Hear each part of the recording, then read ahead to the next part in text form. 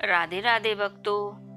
आज हम करेंगे वैशाख मास महात्म का 22वां अध्याय। जैसे कि आपने देखा ही होगा हमारे और पीछे वाले अध्याय। तो चलिए शुरू करते हैं आज का। व्याध कहने लगा कि हे महात्मा, मैं अत्यंत दुर्बुद्धि और पापी हूँ। हे दया के सागर, अब मुझ पर ऐसी कृपा करो कि जिससे अब मेरी बुद्धि दूषित होकर खोटे कर्मों में न जाए। अतः आप मुझे उपदेश दीजिए। व्याध के ऐसे वचन सुनकर मुनि ने उसको धन्य धन्य कहा और फिर उसको उपदेश देते हुए बोले कि हे व्याध, यदि तू शांति की इच्छा करता है तो वैशाख के धर्मों का पालन कर। हे व्याध, यहाँ पर धूप अत्यंत तेज है, न छाया है न पानी। इस कारण चलो कहीं दूसरी जगह जल पीकर और छाया में बैठ स्वस्थ चित्त से तुम्हारे सामने पाप नाशक महात्म्य का वर्णन करूंगा।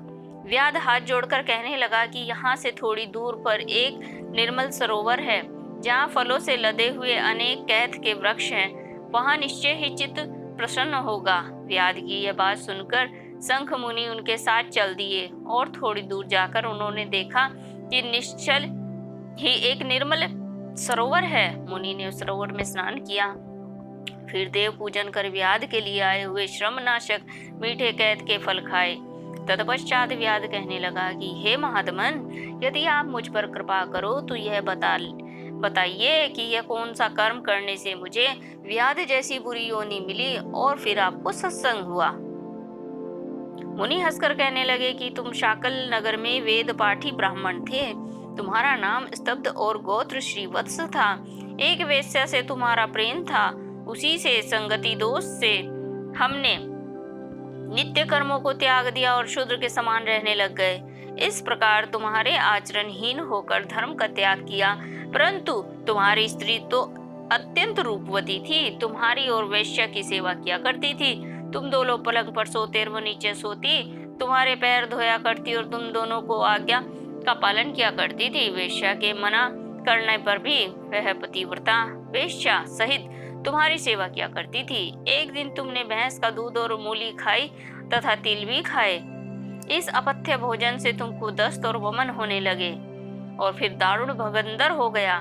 जब तक घर में धन रहा वेश्या भी वहीं रही, फिर सब धन लेकर वह भी चली गई। इस पर तुमको बड़ी घृणा हुई और तुमने अपनी पतिव्रता स्त्री से कहा कि मैं अत्यंत निष्ठुर और वेश्यागामी हूँ। हे सुंदरी, मुझ पापी ने तेरा कुछ भी उपकार नहीं किया। जो अपनी नम्र भार्या का मान नहीं करते वह 15 जन्म तक नपुंसक होते हैं। मैं रात दिन महात्माओं और तेरी अवज्ञा करने से निश्चय ही पाप योनि में पड़ूंगा। तेरे विनीत भाव पर भी मैं महाक्रोध ही करता रहा हूँ। इस प्रकार कहने पर वह तुम्हारी स्त्री हाथ जोड़कर कहने लगी कि हे स्वामी, आप ऐसा क्यों कहते हो? मैंने आप पर कभी क्रोध नहीं किया। यदि मुझको दुख प्राप्त हुआ है तो मेरे कर्मों का फल है। तुम मेरे प्रति दीनता और लज्जा मत करो। जो स्त्री अपने पति के क्रोध को सहन करे वह साध्वी है। ऐसा कहकर वह अपने पिता व भाई के घर से कुछ धन लाकर तुम्हारी सेवा किया करती रही। दिन रात मलमूत्र धोकर तुमको शुद्ध रखती व कीड़े आदि निकालती। रात दिन नींद त्याग कर अपने भर्ता के दुख से दुखी होकर कहती, हे पितरेश्वरो, तुम मेरे पति को रोग से मुक्त करो तथा मेरे पति को पापहीन करो।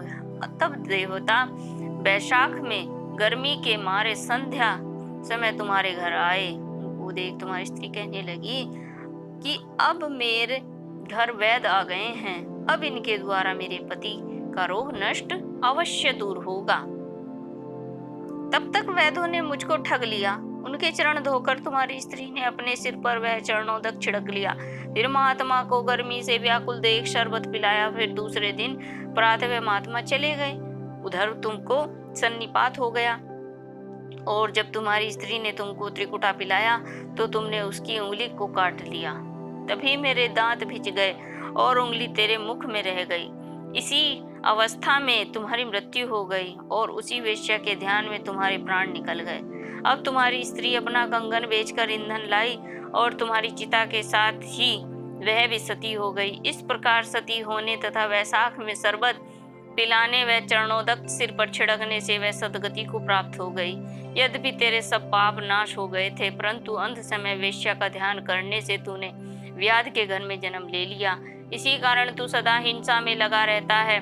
तूने अपनी स्त्री को शरबत पिलाने की आज्ञा दी थी, इसी कारण व्याधि योनि पाकर भी धर्म पूछने की तेरी सद्बुद्धि रही। तूने भी मुनि के चरणों का जल अपने सिर पर छिड़का था, इसी से तुझे सत्संगति की प्राप्ति हुई। तुमने अपने पूर्व जन्म में जो कर्म किए वह सब तुमको बतलाए। तेरे ये सब पाप पुण्य मैंने दिव्य दृष्टि से देखे हैं। अब तुम्हारी कोई गुप्त इच्छा हो तो वह भी पूछ लो। तेरा चित्त शुद्ध हो गया है तो तेरा कल्याण हो। अतः 22वां अध्याय समाप्त। आगे की कथा हम 23वें अध्याय में प्रारंभ करेंगे। तब तक के लिए विष्णु भगवान की जय हो, लक्ष्मी माता की जय हो।